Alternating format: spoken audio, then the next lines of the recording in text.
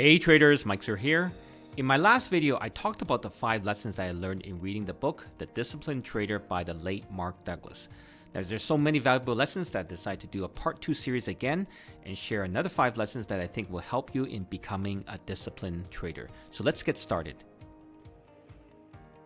In my trading tools videos, I often share the trading tools that I use to analyze the financial markets, such as using the trend lines, support resistance levels, or other technical indicators. Now, more often than not, these trading tools have helped me make a lot of money, but why do these technical tools work? Well, I've never really talked about in detail about the psychological aspect of trading associated with these price movements. Usually I just tell you that if it reaches this support price levels or if it hits this trend line, you look to buy or sell. So let me share with you the psychology behind certain price movements.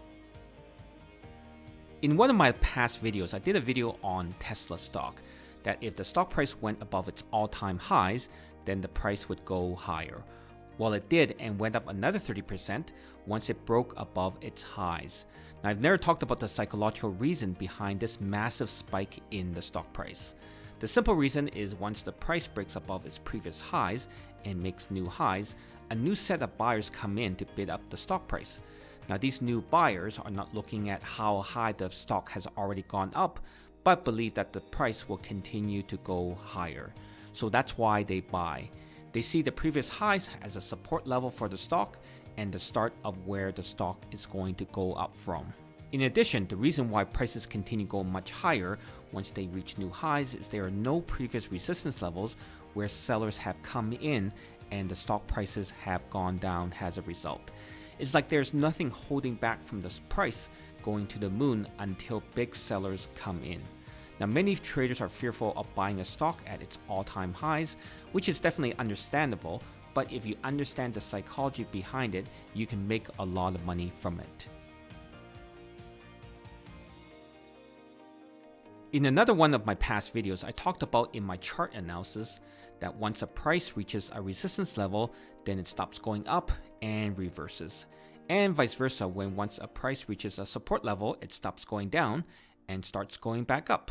But why is that? Well, it all has to do with psychological reasons. You see, the reason why the price stops going up once it reaches a price resistance level is because of the number of sellers who wish to get rid of the stock and believe that the price won't go any higher. Because there were enough traders who sold at that price, it made the price now a resistance level. In fact, it would probably be the same group of traders who would continually sell the stock each time the market approached that price, because every time the price moves up to the resistance level, those traders would make a profit, and given the fact that they bought at lower prices.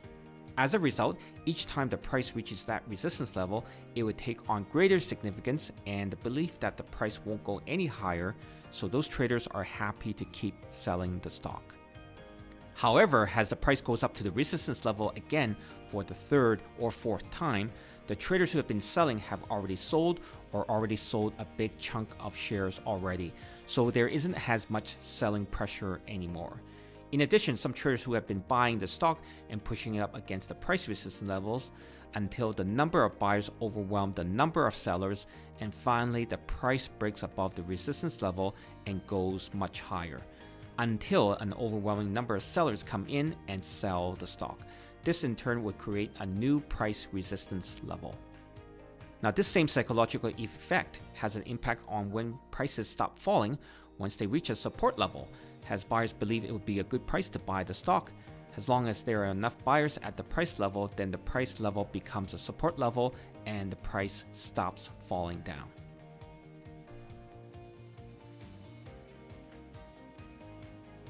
Why is it that most newbie traders or the general public always keep buying stocks at the peak of the market, while professional traders tend to take their profits there? Well, let me give you an example of a scenario. Let's just say the stock made a new all-time high as the stock received a lot of positive news all over in the media. But shortly afterwards, the price sold off.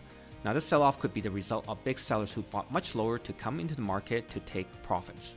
The fact is that the price will continue to drop until enough buyers come back in to buy the stock because they believe the price is cheap and are willing to push the stock price higher. Now, generally, this group of buyers are the general public who bought at the highs or are buying on every price dip. But as the price approaches the last previous highs, buyers keep thinking the price will go to the moon based on intense optimism of the company in the media or in the social media, while the big sellers who first sold continue to offload the positions in the stock and take their massive profits.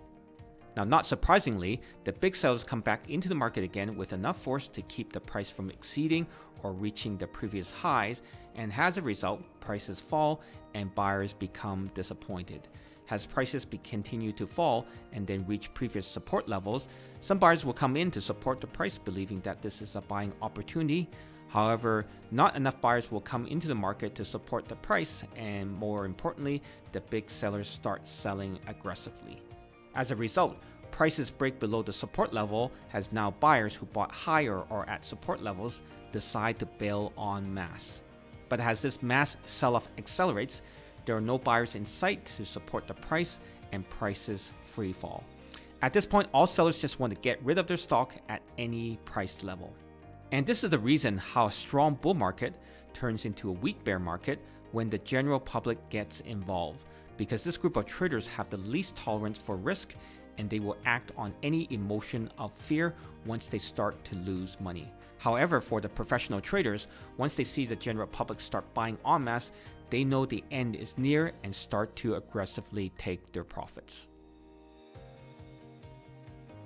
Before I share the next lesson, please take a moment to like this video, and if you haven't already, hit that subscribe button. I would really appreciate your support. Your ability to profit on a single trade or consistently generate overall positive returns in the stock market over a period of time is really a function of your degree of self-valuation. This sense of self-valuation, meaning what and how much you value yourself, is in fact the most important psychological component of success and will override everything in determining your trading performance. The reason is your degree of self-valuation will determine how much money you will give yourself. You see, the market doesn't give you the money, you give it to yourself based on your ability to perceive opportunity and execute that trade.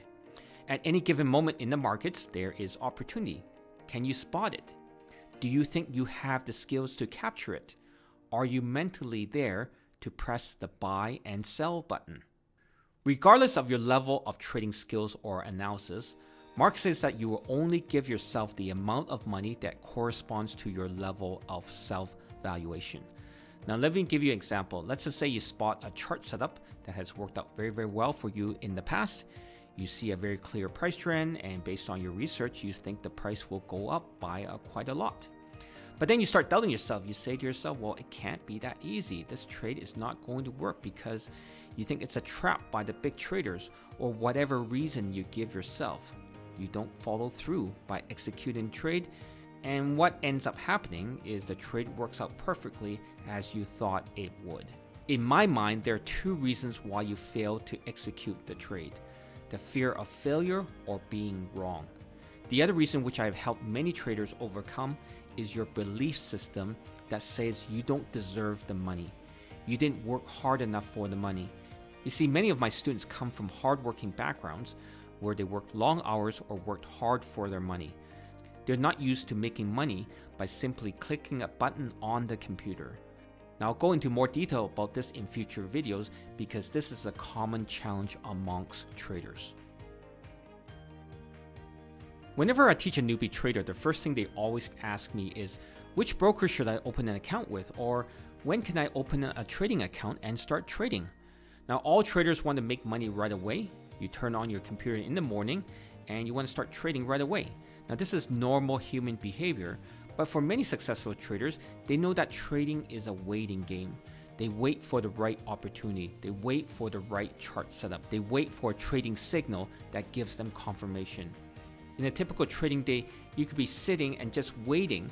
Some days you may not trade, but some days you can trade a lot and you make your month's profits all at once in one day. As you've seen in my top trader profile video series, all these top traders don't have huge profits every single day, week, month, or year. Their profits come in bunches when the market agrees with their trades, and they try to maximize their profits during those periods of time.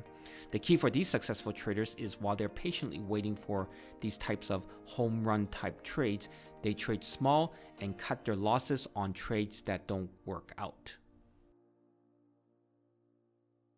Mark Douglas talks about self-discipline being a mental technique to stay focused on what you need to learn or do to accomplish your financial goals.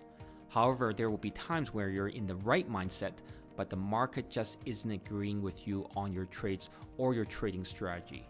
So in order to accomplish your goals, you have to adapt to what the market is telling you. In other words, you need to change the way you interact with the market. And as I said in my previous video, the market is always right. So how do you interact with the market when the market is telling you you are wrong? Well, you have to change your perspective and the mental components that affect your perception of the market. You can't physically control what the markets do, but what you can do is learn to understand why the markets are acting in a certain way and what information the markets are telling you.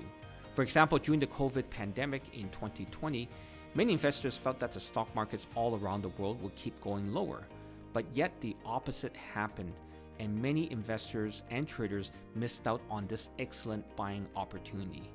You see, our perceptions of the market were very, very negative because of the number of deaths and chaos happening in the world in 2020.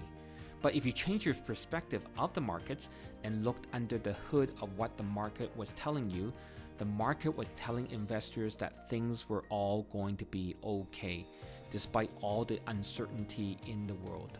Now, if you change your perception, you would make a lot of money in the global stock market. Thanks for watching. Hope you enjoyed the two-part series on the disciplined trader mindset. I'm very passionate about trading psychology, and if there's any mental roadblocks that you feel you can't overcome, please share them in the comments below. I'll put together a video to share my experiences and hopefully help you overcome it. I'll see you guys in the next video.